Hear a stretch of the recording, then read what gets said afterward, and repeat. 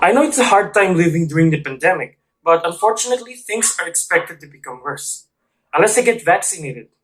Have you heard that the virus causing all this dilemma is producing stronger variants of itself? Chances are you may not, but why is this happening? To understand why new COVID-19 variants are emerging, we need to know that viruses, just like any other living thing, needs to reproduce in order to survive. Yet they cannot do that on its own, and so they need a host cell to replicate, in this case, the human cell.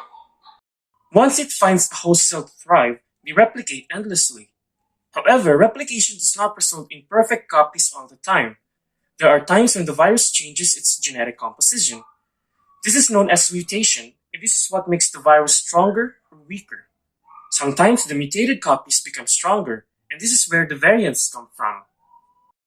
As of June this year, the Public Health of England has determined 4 different types of COVID-19 viruses: Alpha, Beta, Gamma, and Delta.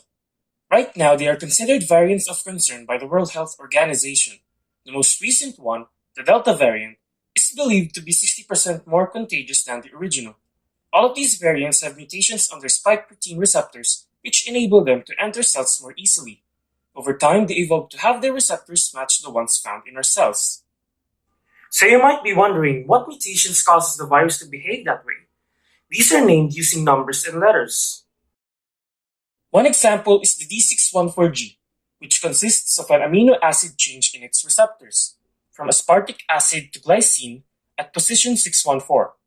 This is found on viruses of the early pandemic, mostly on the alpha variants.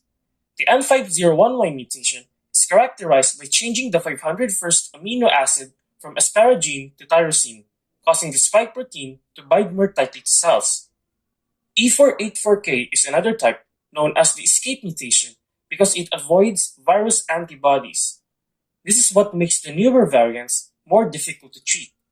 The L452R makes the virus 20% more transmissible. This mutation, along with a variant of E484K called E484Q, is what makes the Delta variant of COVID-19 more infectious. It's a good thing there are vaccines to combat COVID-19, but you should realize that there may be limited time before a stronger variant arises. In order to stop this, we need to eradicate the one thing that causes them all, the virus. We can only do so much from now on, so hey, go get vaccinated.